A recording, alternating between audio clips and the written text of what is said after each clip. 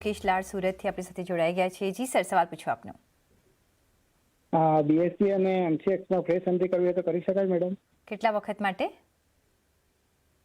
2 થી 3 મહિના માટે। 2 થી 3 મહિના માટે બીએસસી અને એમસીએક્સમાં ફ્રેશ એન્ટ્રી પોસિબલ છે અત્યારના નિશિતભાઈ?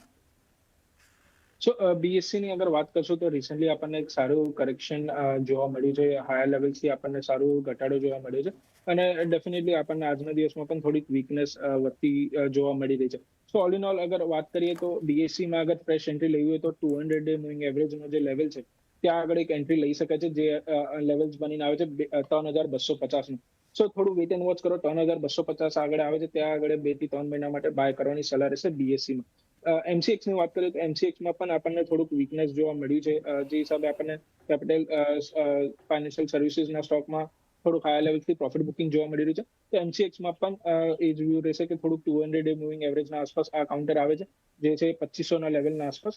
સો ત્યારે થોડુંક આપણે આમાં લઈ શકીએ છીએ ફ્રેશ એન્ટ્રી। સો બેઓ કાઉન્ટર્સમાં થોડું વેઇટ એન્ડ વોચ કરો, થોડુંક ઘટાડે એક્યુમ્યુલેશન કરવાની રાય રહેશે। એમસીએક્સમાં 2500 અને 3250 બીએસસીમાં લેવલ્સ વોચ આઉટ કરવાના રહેશે એક્યુમ્યુલેશન માટે। તો હમણાં નહીં, થોડા ઘટવા દો। બીએસસીમાં 3250ના લેવલથી તમે ખરીદી કરી શકો છો, એમસીએક્સમાં 2500ના લેવલથી તમે ખરીદી કરી શકો છો। એટલે હમણાં આપણે વેઇટ એન્ડ